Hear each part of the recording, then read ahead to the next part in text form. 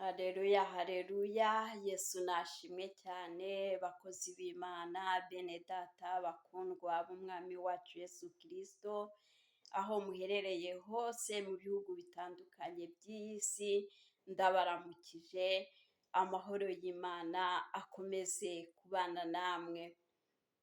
Bene data, nejejwe n'Imana yabarinze nanjye ikandinda, kandi ikaba impaye umwanya wo kugira ngo tuganire ijambo ry'Imana riruhura umutima.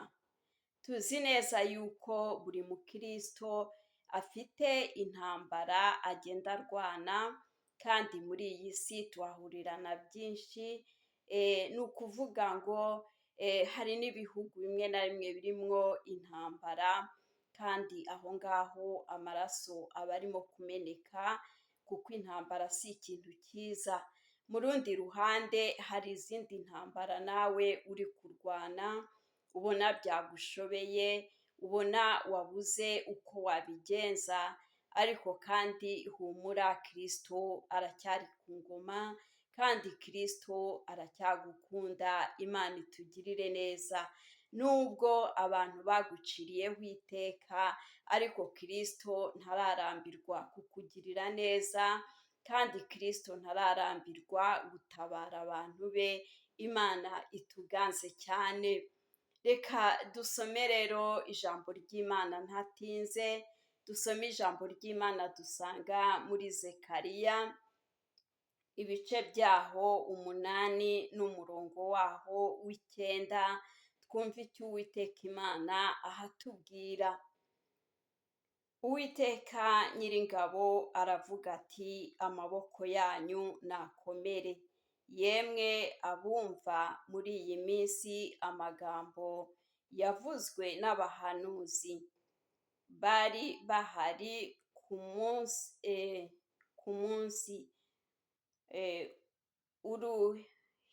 urufatiro rw'inzu y'Uwiteka Nyiringabo rwashyirwagaho, ngo iyo nzu y'urusengero yubakwe. Imana itugirire neza cyane. Ubu ni ubuhanuzi, mwene data, bukureba nanjye bundeba, kandi ni ubuhanuzi bugukomeza umutima. Imana ishimwe. Iri jambo narihaye umutwe rivuga ngo Uwiteka aje kuguhagurutsa muri ibyo wari urimo byari bikuruhije umutima. Imana ishimwe. Ni ukuvuga ngo ijambo ry'Imana riratubwiye ngo amaboko yanyu nakomere. Bisigura ko hari amaboko yari atentebutse muri icyo gihe cya bene data. Imana itugire neza, batubanjirije. Ariko uyu munsi wa none ni wowe uri kubwirwa. Haleluya, haleluya. Nshuti y'Imana rero, Uwiteka Imana avugiye muri iri jambo ngo amaboko yawe nakomere. Haleluya. Iyo Uwiteka Imana akubwiye rero ngo nukomere, aba ahagurutse kuza kugutabara. Hari abantu Uwiteka rero aje gutabara. Imana itugirire neza.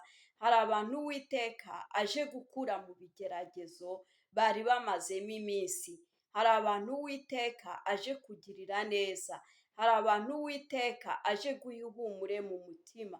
Hari abantu Uwiteka aje gukura ku musozi bari bamazeho igihe. Hari abantu bamaze iminsi bari ku gisasiro cy'uburwayi, ndetse hari umuntu wari umaze iminsi mu mbago. Imana itugirire neza. Ariko Uwiteka Imana araguhagurukije mu izina rya Yesu, kuko uwo muntu afite isezerano ry'uko Imana yari yaramubwiye ko izo mbago igihe kimwe azazivaho. Imana itugirire neza. Hari abandi bantu bari bafite ikibazo, bari bafite amazu batangiye kubaka, ariko bigeze hagati birahagarara bitewe n'ubushobozi bwabaye bukeya. Abo ngabo nabo Uwiteka Imana aje kubaha ubushobozi bwo kubaka amazu yabo akarangira. Imana yacu nishimwe. Haleluya, haleluya. hari umuntu wari ufite icyorezo cy'inyatsi, yacuruzaga ariko uko acuruza akabona ntari kunguka, ahubwo akinjira mu bihombo bikomeye cyane. Uwo nguwo Uwiteka Imana aje kumutabara bitewe n'amarira yari amaze iminsi aririra Imana. Imana ihabwa icyubahiro. Uwiteka hari abantu aje gukura mu bibazo bari bamaze igihe barwana nabyo. Imana itugirire neza.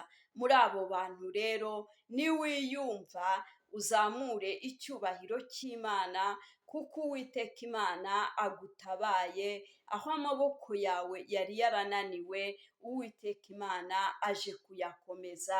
Imana yacu nihabwe icyubahiro. Nshuti z'Imana, hari igihe umuntu ahura n'urugamba, abantu ugasanga bamugize igitaramo, ugasanga abantu bamugize igicibwa mu muryango. Reka mbwire abantu babaye igicibwa mu miryango kubera gukurikira Kristo. Hari abantu babaye igicibwa mu miryango kubera gushakisha hirya no hino, ariko ugasanga inzira zabo zirafunze, bagahinduka ruvumwa rero mu miryango. Ariko reka mbabwire, ijambo ry'Imana riravuze ngo amaboko yanyu nakomere. Wahuye n'amajwi agutera ubwoba, wahuye n'ubwihebe bwinshi mu mutima, Imana itugirire neza. Ariko Uwiteka Mana Nyiringabo arahagurutse kubw'imbabazi ziwe, aje kugukura muri izo ntambara wari umaze iminsi urimo. Niwe uguciriye inzira y'akazi, niwe uguciriye inzira y'ahantu wabonaga ashakaga kujya, ariko ukabona inzira zirafunze. Ikindi, hari abantu bari bamaze igihe basenga, bifuza yuko Imana yabahereza amaviza bitewe n'ibihugu bashakaga kujyamo. Hari abantu ingendo zabo zari zaradindiye, ariko Uwiteka Imana arafunguye mu izina rya Yesu Kristo wa Nazareti. Uwiteka abakuye mu butayu, Uwiteka abakuye ahantu hari hameze nko ku kara. Imana itugirire neza. Umwaka ukaza uwundi ugashira, uwundi ukaza ugashira, warutegereje viza, warutegereje telefoni iguhamagara, ariko igihe kirageze kugira ngo Uwiteka nawe aguhagurutse mu izina rya Yesu, akugeze mu isezerano yakubwiye. Imana ihabwa icyubahiro. Muri abo bantu bose rero, ni ukuvuga ngo harimo abantu bari baracitse intege, ariko Uwiteka Imana arahagurutse, aje kubagirira neza, aje no kubarwanirira. Kandi hari abantu bamaze igihe basenga Imana kugira ngo Uwiteka abahereze ibishoro.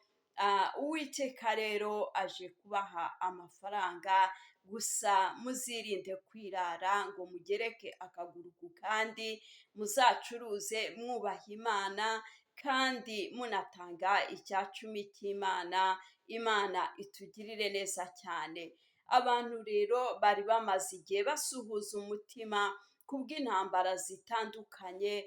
Reka ijambo ry'Imana riravuze ngo amaboko yanyu nakomere, kandi Uwiteka Imana aje kuyakomeza. Namwe ubwanyu muzabyirebera, amashimwe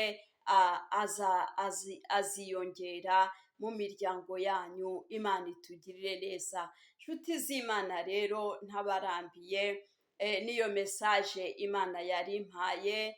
Abo bantu bose bari bwiyumve, bumve yuko Uwiteka Imana yumvise gusenga kwabo, bahindura isengesho, bashima Imana. Imana yacu ni nziza, Imana yacu igira urukundo. Umwami Imana akomeze kubaha umugisha, kandi umuntu wese wari utentebutse yumve yuko Imana ikiri bugufi bwiwe, yongere agarukire Imana. Imana iracyakora uko bwije uko bukeye, kandi Imana irafite amatwi yumva buri muntu wese uyitakiye, nk'uko ijambo ry'Imana ritubwira ngo nimuntabaze ndabatabara mbereka ibikomeye biruhije mutamenya. Bene data rero, ijambo ry'Imana Uwiteka Imana yari yampaye niryo ngiryo, ahasigaye naho ubutaha mukomeze kuryoherwa n'ijambo ry'Imana. Uwiteka arabakunda kandi nanjye ndabakunda, mu izina rya Yesu Kristo mukomeze kugira ibihe byiza. Amen.